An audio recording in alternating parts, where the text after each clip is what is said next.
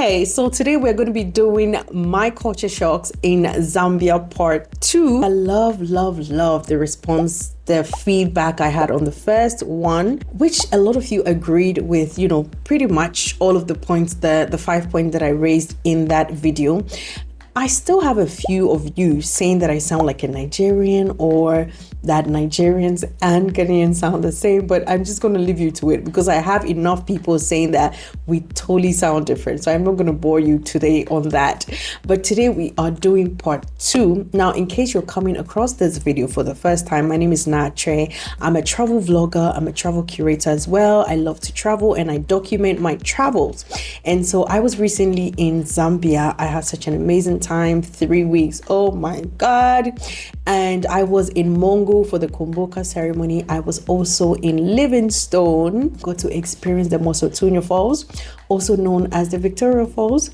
I was in Lusaka where I had the cheetah interaction, elephant feeding, so many things, at Chaminuka. I had such a blast, really, guys. I did my first video about my culture shocks in Zambia because I was really shocked about some things.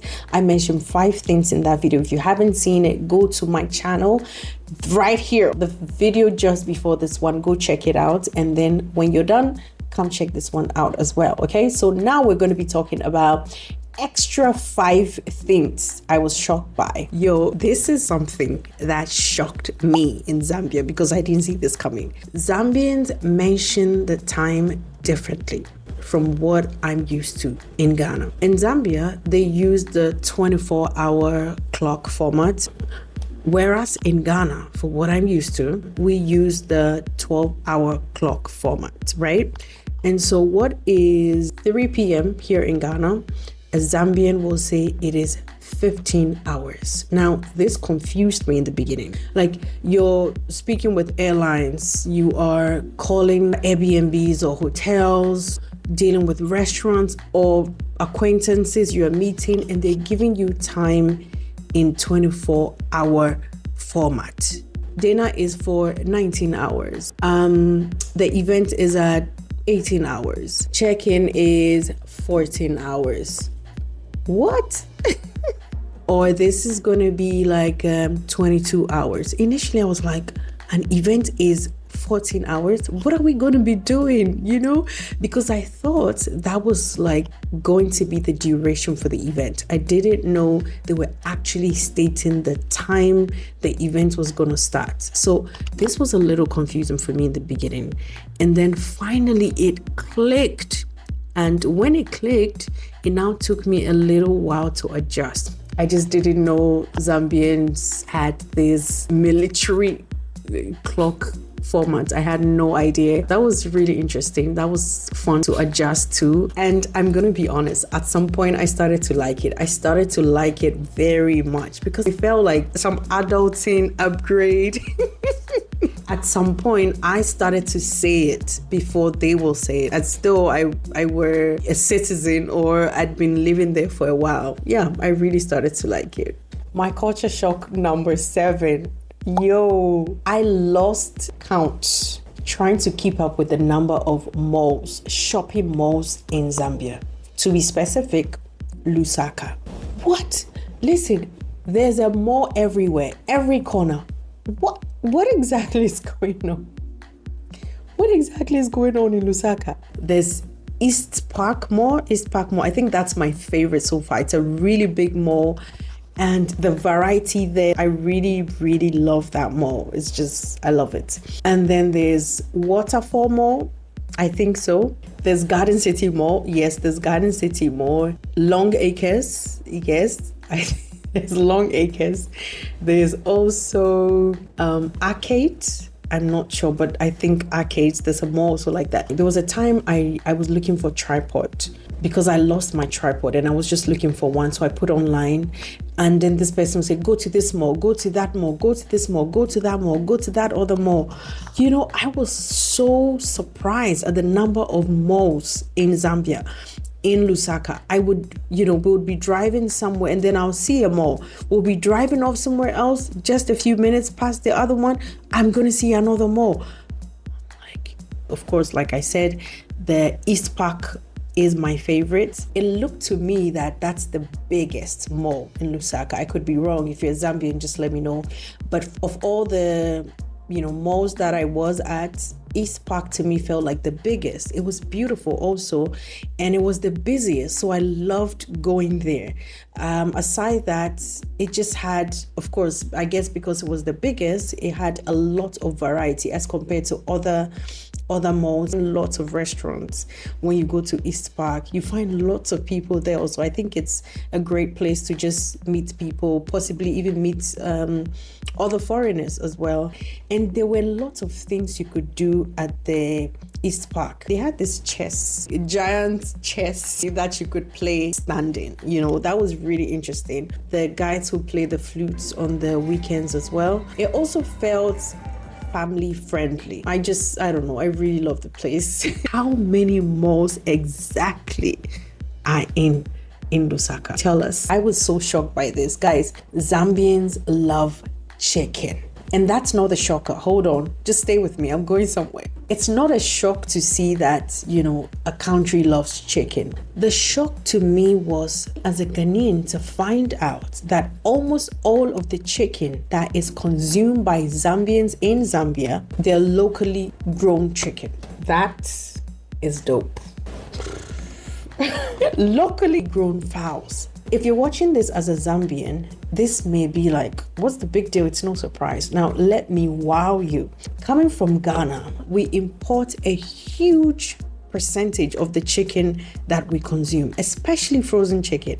Over 80% of the chicken that we consume is imported. If you do a simple Google search, you're going to find out Ghanaians consume about 80 to 95% of imported chicken. The chicken we eat in Ghana that's locally grown, that's about 5 to 15%. That's how much of imported chicken we consume in Ghana. Okay, do you understand the shock I was in? I had a lot of chicken in Zambia, and you can tell when this chicken is, we call it house chicken, shia wo.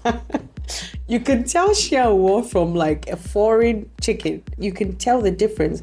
The ones I had, they were firm, just soft in the right areas. They were just really good. And I just kept seeing the same type of chicken everywhere I was going. I remember I did the road trip from Lusaka to Mongu. We made a couple of stops on the way, and there were lots of people by the roadside selling chicken, selling chips, selling in Shima, and I was buying chicken a lot on the way. And you could tell that this chicken is different. I went online to search how much of the chicken that is consumed in Zambia is imported. And I was surprised to find out that Zambians import maybe just about like 1 or 2% of the chicken you find in the country. Otherwise, about 98%, 99% of the chicken that is consumed in Zambia is homegrown. Now, that's wild. That's impressive. How did they do it? At some point, I just told myself,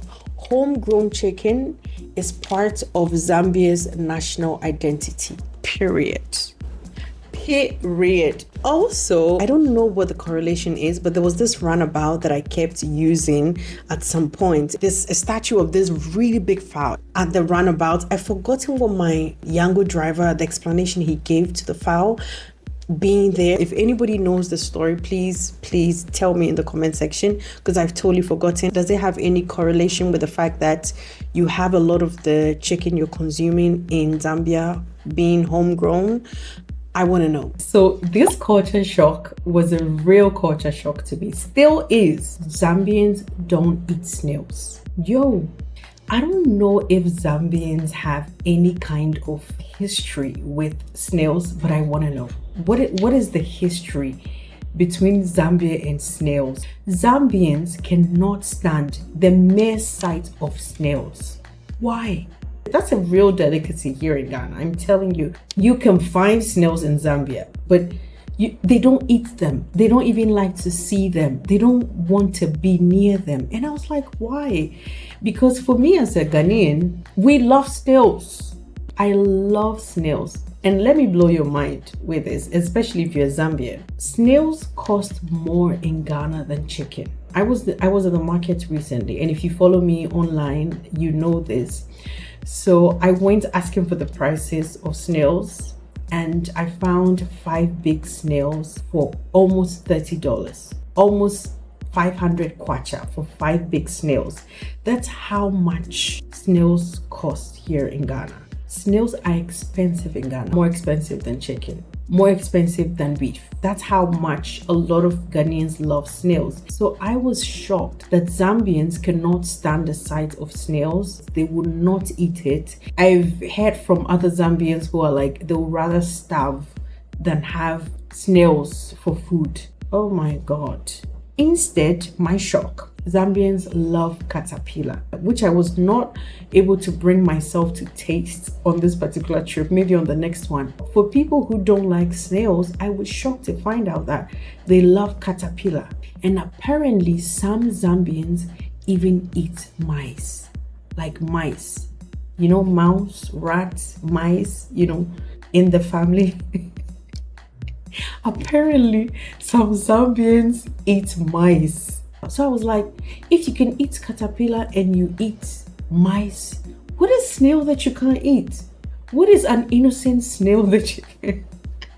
Big shock. One of my shocks in Zambia was the size of Zambia. I had no idea, and it just made me realize that, see, you can do so much. You can be in Zambia for weeks, for months, and you never finish touring the country. Now, here's the thing. Before I was going to leave for Zambia, I had an idea what the population of Zambia was like, over 21 million. And I know that for Ghana, where I come from, the population is over 34 million, right? But what I did not think about was the size of both countries. Turns out that Zambia is over 3 times the size of Ghana. Let me just break it down for you. You can fit Ghana into Zambia 3 times, and there's still going to be land change. That's how big the country is. And it didn't even cross my mind. We'll be driving somewhere for hours, and then I will ask, and they'll say, oh, we're still in the same province. I'm like, what? Zambia has 10 provinces. And make no mistake, just because they have 10 provinces. In Ghana, we have 16 regions. But if you look at it really well, you can fit about 3 or 4 regions in Ghana into one province. This is a country that you need time for. It's not a place that you can just go in for a few days and think that you've covered enough. There's just so much you can do, and you need a lot of time to really tour the country, to really enjoy the country. And hopefully the next time that I make it there, I'm gonna have enough time so that I can properly tour. One of the places I want to go is the northern province, because I've seen that it has so many waterfalls. So oh my god, there's this Zambian creator online. She's called Olivia. She is a waterfall queen. Like, she goes to so many different waterfalls every time, and I want to explore these waterfalls in Zambia, in the north especially. And so that's like something I'm really looking forward to. Love it. Yo, this last culture shock is a bonus, and I need the ladies to come to the front. If you're a guy, just go back. This one is not for you. Ladies, I'm gonna tell you, Zambia men, they can sweet talk, okay? I feel like the sweet talking in Zambia needs government regulation, because what is going on? The sugar levels in conversations with Zambian men is dangerous. Like, if you're not careful, you just fall like this. So y'all better be careful when you're going to Zambia. Just know what you're doing. On the real, Zambians are so nice, so hospitable, so welcoming, so friendly, so helpful. It's really easy to fall in love with Zambians. I'm going to be very honest with you. And I was totally blown away. I did not think that the country was going to be this welcoming this open to me, and I'm gonna be very honest, I'm in love with that country. I feel like Zambia is one of those countries that's totally underrated, that has not been documented as much as it should and deserves. I think that a lot more people should go to Zambia, and you should definitely put it on your list this year or latest next year if you have not visited already, because as it stands, I want to go back ASAP. Yeah, but these are my culture shocks so far. I've got a couple more under my sleeves, but we'll keep them there. Of course, please subscribe to the channel if you haven't already. Look forward to more videos from Zambia, and of course for future trips that I'm going to be doing. There's so many videos to come up on this channel about Zambia, so watch out for that. Please don't forget to subscribe to the channel. I would love to read your comments. See, anytime I'm reading your comments, I'm so happy. That's why I take time to respond to each and every comment. Do well also to follow me on all my socials. I'm on X, I'm on TikTok, I'm on Facebook, I'm on Instagram. Where else? And if you want to come to Ghana at any point, I curate tours here, and so it'll be a pleasure to help you curate your itinerary for you. And then let's talk Ghana as well. But Zambia, you have my heart fully. I love you.